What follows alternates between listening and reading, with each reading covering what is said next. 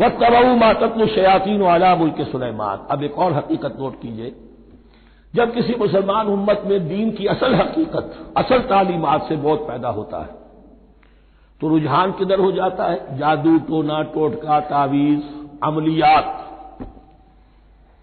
قرآن کی عملیات۔ قرآن اترا تھا کسی اور کے لیے، کام کے لیے، یہ اس کو ذریعہ بناتے ہیں دشمن کو زیر کرنے کے لیے۔ محبوب آپ کے قدموں میں آ کر گرے گا، عمل قرآنی ہے، اتنے 100 روپے کا آپ لے جائیے تو مل جائے گا۔ یہ دندے ہمارے ابھی چل رہے ہیں، خوب چلتے ہیں، اور میں سمجھتا ہوں کہ سب سے زیادہ فلرشنگ کاروبار جو ہے وہ اس طرح کا ہے۔ ہینگ لگے نہ پھٹکڑی، نہ آپ کو کوئی اس میں محنت کرنے کی ضرورت ہے، نہ اس کے اندر آپ کو انویسٹ کرنے کی ضرورت ہے، اور کاروبار چلتا۔ تو وہاں بھی کیا ہوا، وَاتَّبَعُوا، جب دین کی اصل حقیقت کو دور پھینک دیا، انہوں نے پیروی کی اس کی مَا تَتْلُو الشَّيَاطِينُ عَلَىٰ مُلْكِ سُلَيْمَانَ، جو شیاطین جن جو تھے، علی ملک سلیمان سے مراد ہے علی عہد ملک سلیمان، حضرت سلیمان کے زمانے میں، چونکہ اللہ تعالی نے ان جنات کو حضرت سلیمان کے تابع کر دیا تھا، تو وہاں پر چونکہ ان کا جو ہے کوئی میل جول زیادہ تھا لوگوں کے ساتھ، تو وہ انہیں کچھ اس قسم کی چیزیں سکھاتے رہتے تھے، گویا کہ اندر سے تخریب کاری۔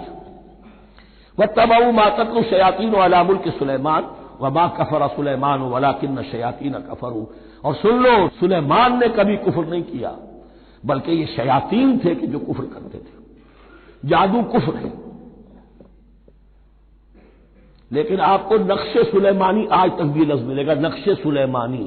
آج بھی مسلمان بھی ان چیزوں کو حضرت سلیمان کی طرف منسوب کر رہے ہیں، وہ ظلم اب بھی جاری ہے۔ وما کفر سلیمان ولکن الشیاطین کفروا یعلمون الناس السحر، وہ لوگوں کو جادو سکھاتے تھے۔ وما انزل علی الملکین ببابل ہاروت و ماروت، اور جو کچھ نازل کیا گیا 2 فرشتوں پر، ہاروت اور ماروت پر، بابل میں۔ بابل یہ ہے پرانا عراق، بیبلونیا۔ نبوکدنضر بھی بیبلونیا کا بادشاہ تھا، نمرود بھی بیبلونیا کا بادشاہ تھا۔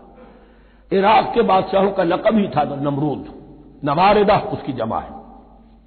تو حضرت سلیمان کی حکومت جب تھی تو وہاں پر یہ لوگ جنات جو ہیں وہ اس قسم کی تخریب کاری کر رہے تھے، تو اللہ تعالیٰ نے آخری آزمائش کے لیے 2 فرشتوں کو زمین پر اتارا، اور وہ انسانی شکل میں لوگوں کو جادو سکھاتے تھے، بتاتے بھی جاتے تھے دیکھو جادو کفر ہے، ہم سے مت سیکھو، لیکن اس کے باوجود لوگ سیکھتے تھے، تو گویا کہ ان پر اتمام حجت ہو گیا کہ اب ان کے اندر خباثت جو ہے پوری طریقے سے گھر کر چکی ہے۔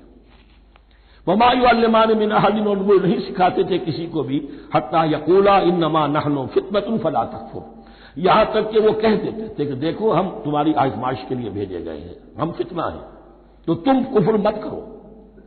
فیتعلمون منہما ما یفرقون به بین المرء وزوجہ، تو وہ سیکھتے تھے ان دونوں سے وہ شے کہ جس کے ذریعے سے تفریق کر سکے ایک شخص اور اس کی بیوی کے درمیان، تفرقہ ڈالنا گھروں کے اندر، فساد۔ اب بھی یہ عورتوں کے اندر یہ کام بڑی تیزی کے ساتھ چلتے ہیں، تعویذ اور دھاگے اور کیا کوئی گنڈے چلتے ہیں۔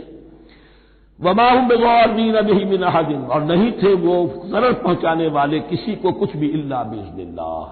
ایمان کا تقاضا یہ ہے کہ چاہے کوئی دوا ہو وہ بھی باذن رب کام کرے گی، ورنہ نہیں۔ کوئی اور اسباب طبیعیہ ہے، ان کے بھی اثرات ظاہر ہوں گے اگر اللہ چاہے گا، اس کے بغیر کچھ نہیں ہو سکتا۔ جادو کا بھی اثر ہوگا تو اللہ کے اذن سے ہوگا، تو بندہ مومن کو ڈٹے رہنا چاہیے اور مقابلہ کرنا چاہیے۔ وما هم بضارین بہ من احد الا باذن اللہ ویتعلمون ما یضرهم ولا ينفعهم، اور وہ سیکھتے تھے ان سے وہ چیزیں جو ان کے لیے مضرت بخش تھی، ضرر پہنچانے والی، اور انہیں نفع نہیں پہنچاتی تھی۔ وَلَقَدْ عَلِمُوا لَمَنِ اشْتَرَاهُ مَا لَهُ فِي الْآخِرَةِ مِنْ خَلَاقٍ، حالانکہ یہ بات ان کے علم میں آ چکی تھی کہ جس نے بھی اس چیز کو حاصل کیا، جادو سیکھا، اس کا پھر آخرت میں کوئی حصہ نہیں ہے۔